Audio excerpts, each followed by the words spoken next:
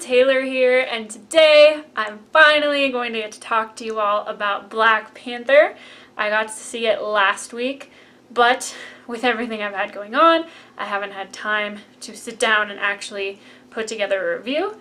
So, warning, there are going to be spoilers in this. There's going to be spoilers all over this. So if you haven't seen it and you don't want to know anything, please come back and watch this after you've seen it.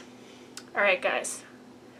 Whew, let's do this. Okay, so right off the bat, I'm going to tell you all that this movie is definitely in my top 5 for Marvel now. It was incredible.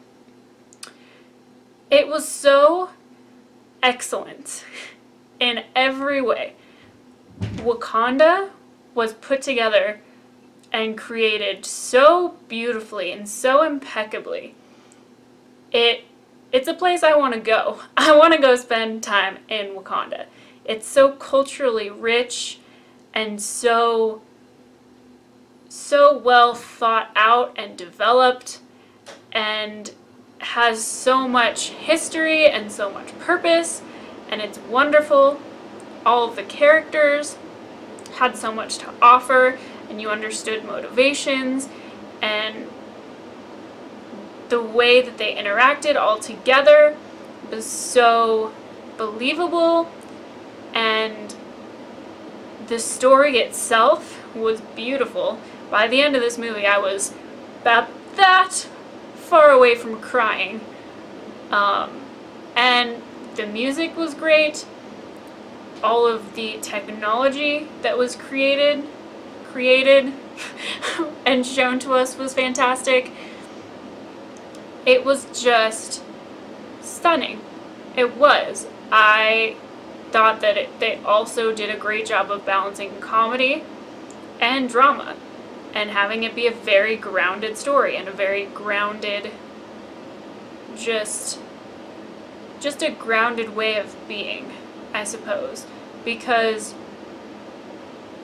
I really felt so invested in these characters.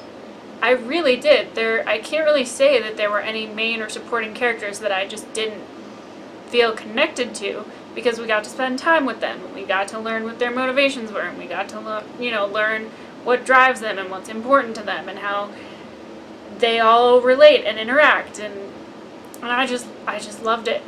It was amazing. It really was. I think that the standout character for me was T'Challa's sister, or Shuri. I think that's how it's pronounced. Played by Letitia Wright. Holy wow, she was awesome. I love her. The dynamic she had with T'Challa, that brother-sister relationship they had, was done so well, and their chemistry was so great.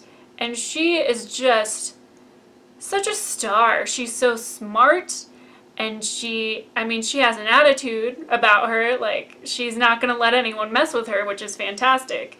She's very, like, aware of herself, I think, and of her place, and how she deserves to be treated, and she's just a strong character, and seeing her be vulnerable as well when we think that T'Challa has died, and just seeing so many dimensions of her character was so encouraging and so refreshing, and it was wonderful, and I really hope that we get more of her. I don't know if she's going to pop up in either in Infinity War or the second part, or if we're going to have to wait until Black Panther 2, which I don't want to wait. I want Black Panther 2 like right now. I want everything else that was planned to be released in the MCU to shift so that we can get a Black Panther 2.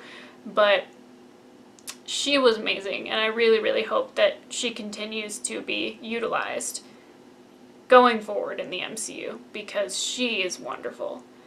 I really liked the way that they used Martin Freeman in this movie, because it just ties it in so well with the MCU as a whole, and keeping that present.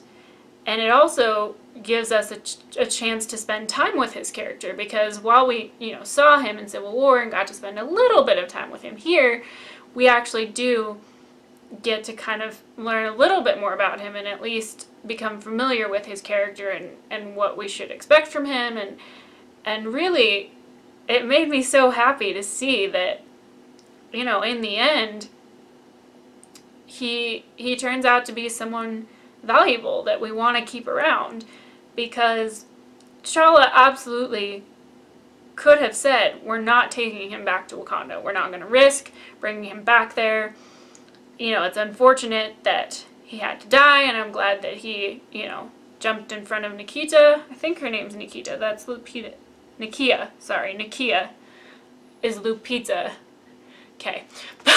But he jumped in front of her to save her, and he couldn't just let him die. And by making that decision and bringing him into their world, it really changed him as a person and as a character, I believe, because he sees all these technologies and things that he's never seen before, and gets a whole culture shock of what Wakanda actually is versus what the world believes that it is. And to see him become a part of the team, and by the end, he's doing whatever he can to help them recover Wakanda. It's just so great. Like, I just think it comes together so well.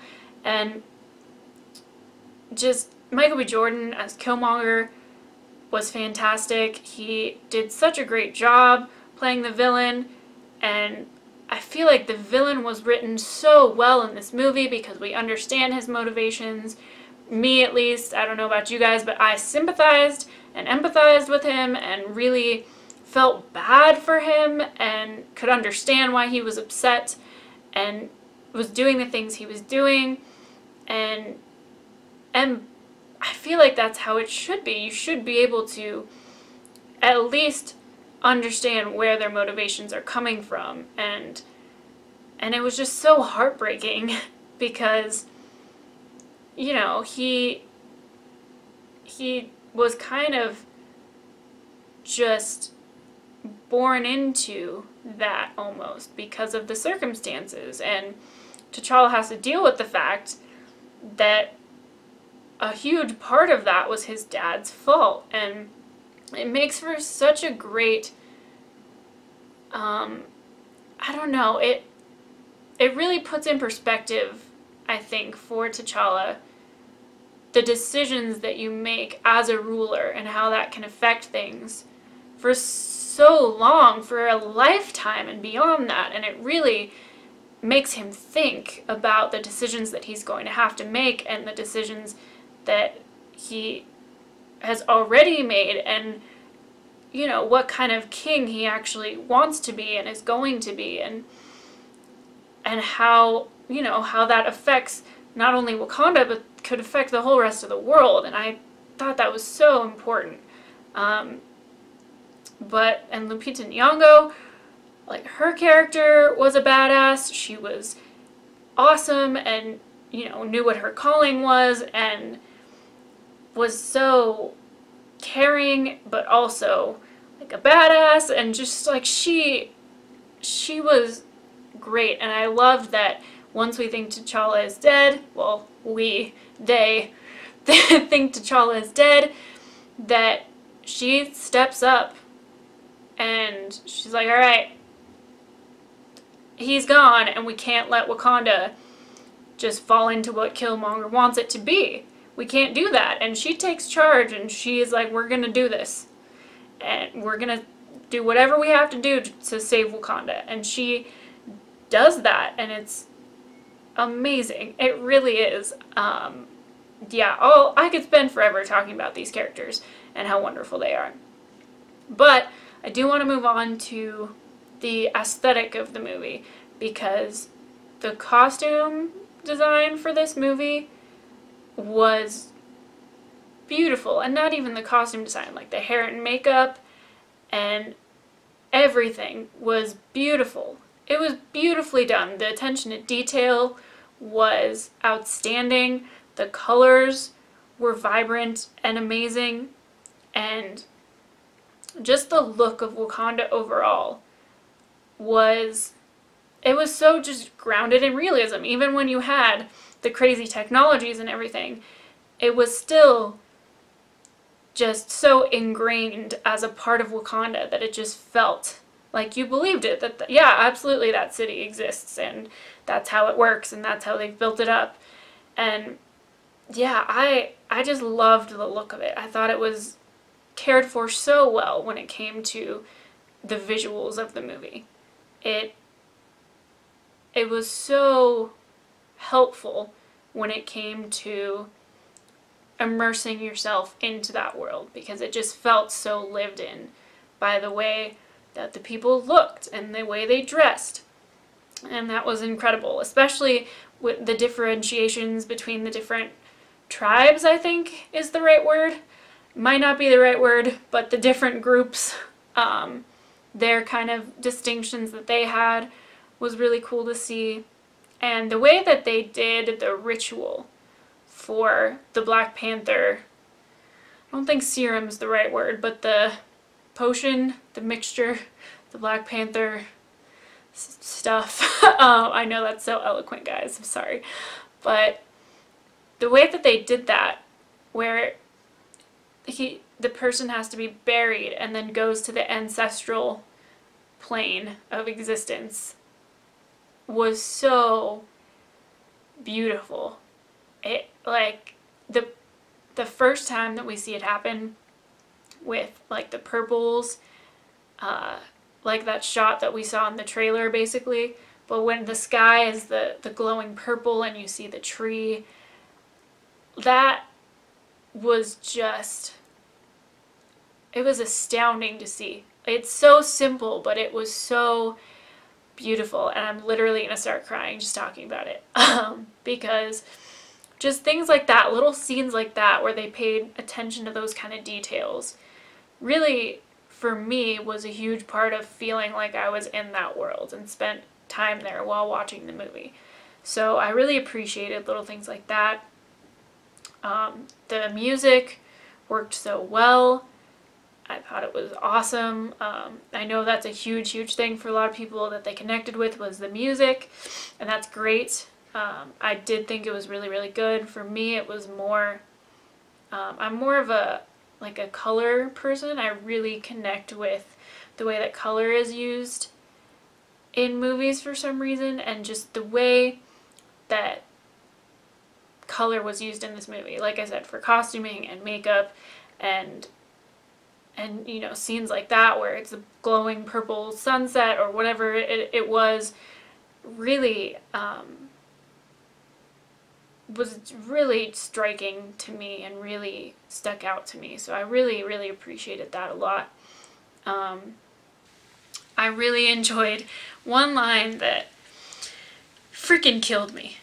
And I'm gonna butcher it. It's not gonna be verbatim. When they bring Everett Ross, Martin Freeman's character, back to Wakanda, and Shuri is just kind of like, what does he do? Like, why? Like, you know, she's like, all right. And then she's like, oh, great, another white boy for us to fix, or something like that. I was like, yes, yes, I love that line so much. Like, just little things like that I thought were fantastic. But that line will always stick with me, I think, just because it was so funny. But yeah, the journey that T'Challa's character goes through in this movie was wonderful to see, because he goes through a lot. He goes through a lot. You know, realizing he's gonna be king, and, you know, having to really prepare himself for that, and then trying to deal with the whole Nakia thing, figuring out what's going on with that, and then, you know, realizing he's being challenged for the role of the king, and then taking that on, and then, you know, realizing that there's a threat with Claw, and then being challenged again, and then losing, and, like, basically almost dying, and then, you know, figuring out what happened with his dad, And like, it's just such a crazy, crazy journey for him in this movie. And I really enjoyed seeing the development of his character by the end of it. But yeah, guys, this movie was insane. And I just loved it so, so much. It was, you can tell that it was done with so much love, so much passion and love and care and thought was put into this movie. And so much talent all around from the actors and the crew and the writers and the director, and just everybody put so much into this movie. And it means so much to so many people, which is wonderful, because this basically is my Wonder Woman for a lot of people. For me, Wonder Woman was like